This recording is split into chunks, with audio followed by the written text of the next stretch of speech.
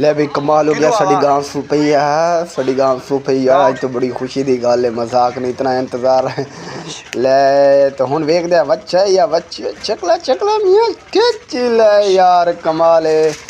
अस्सलाम वालेकुम जी, क्या हाल है मेरे भरावो, ठीक हो? तबीयत से ठीक है, फिट फाट हो? तो भाई तुम वेखते पे यूट्यूब चैनल पिंड मुंडा। तो अज की वीडियो बड़ी इंटरस्टिंग होने वाली है। गल है कि भाई अज मंगिया पट्ठे वटन, ठीक है। पट्ठे वटदा वटदा मैं तकरीबन 2 घंटे ला दी, तो मेरे भरा पहुँच गया। कहना इतने की करता बैठा, तेन 2 घंटे हो गए पट्ठे वटन। मैं कहा यार पट्ठे वटदा बैठा, और की है पट्ठे छोटे छोटे। कहना यार आप तो गां सुई खली है, तो जा घरे जा छेती छेती। मैं कहा चलो ठीक है। मैं कुछ अद्धे वड्डे तो अद्धे ना वड्डे, जनाब कट्ठे किते जल्दी कट्ठे कट के मैं सिर उत्ते सटे भज पे। मैं कहा लै भाई गां सुई खली है। तो जो अगर उस मैं लै मियाँ गां तो सूई कोई नहीं।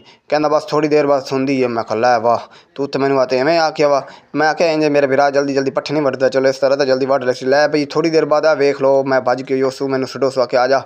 मैं जो योसू तो मेरा भाई बच्चा या पता नहीं बच्ची छिकदा पिया वा थोड़े अखां दे सामने आ। तो लै भाई तुसी वेख लो अपनी अखां दे नाल। तो लै भाई हुण ना पूरा बच्चा जिहड़ा है गां दा बाहर आ गया। तो हुण उन्होंने साफ करता पिया। साफ करन तो बाद हुण वेखना है कि बच्चा या बच्ची है। पहले मेरे भरा हुण बोला, कहना जनाब ये बच्चा है पियो। मैं कहा लै भी मौजे लग गए, चलो बच्चा है तो चलो खैर है, क्योंकि दी बड़ी मेहनत की है, मैं बड़ी शौक नाल गां लई है, ठीक है। तो इन्हूं मैं आखा यार गां दे अगू बहुत बच्चा रख, क्योंकि अगर गां दे अगू बच्चा ना रखिए ना तो फिर बच्चा गां नहीं लेंदी, ठीक है। बाद में फिर वो टकरा शकरा मारन हो जाती है, ठीक है। वैसे बड़ी प्यारी और नाइस गां है और असील गां है, ठीक है। हुण वेख वो अपने बच्चे नूं साफ कर रही है अपने मतलब के मुताबिक जिप वगैरह दे नाल। तो तुसी मेरी वीडियो एंड तक वेखनी हो और पूरी वेखनी हो। अच्छा बड़ी मेहनत भाई मैं वीडियो बनाई। अगर तुमने मेरी वीडियो अच्छी लगी हो, मेरे चैनल में सब्सक्राइब करना, वीडियो में लाइक करना और शेयर ज़रूर करना।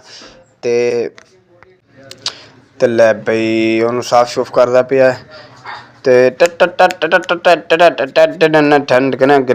तकरीबन भई मैं जो गां लई है ना उस टाइम उन्हें आख्या गां 8वां महीना, लेकिन ये तकरीबन मेरे को आई नूं 6 महीने हो गए।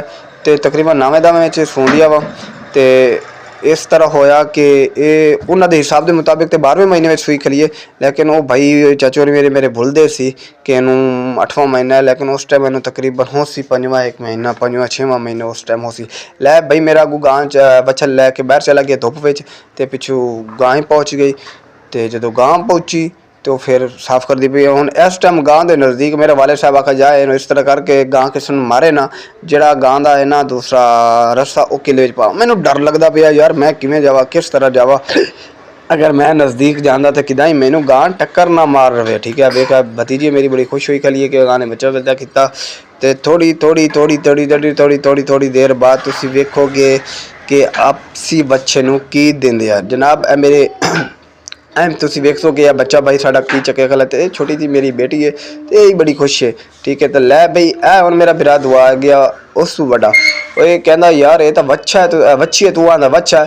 लै जनाब जो मेरे बिरा आखे ना बच्चा है वो लेकिन मच्छी निकलो क्या आंदा मैं तवज्जो नाल वेखा नहीं। तो लै भाई हुण मेरा वालिद साहब और मैं ना जेड़े बच्ची नूं तेल देंदे पे। हालांकि बिरा मेरे जो पहले आख्या वो बच्चा है, लेकिन जो गौर नाल वेख गया तो वो बच्ची निकली।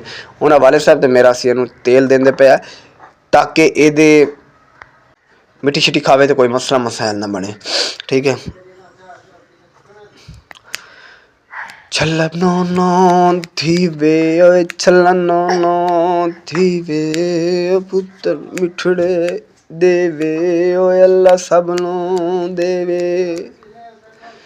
पुत मिठड़े मेवे ओए अल्लाह सबनो देवे ओए अल्लाह सबनो देवे। ओए गल सुन चलिया कावां ओए मावां होंदियां ठंडियां छावां, ओए मावां होंदियां ठंडियां छावां।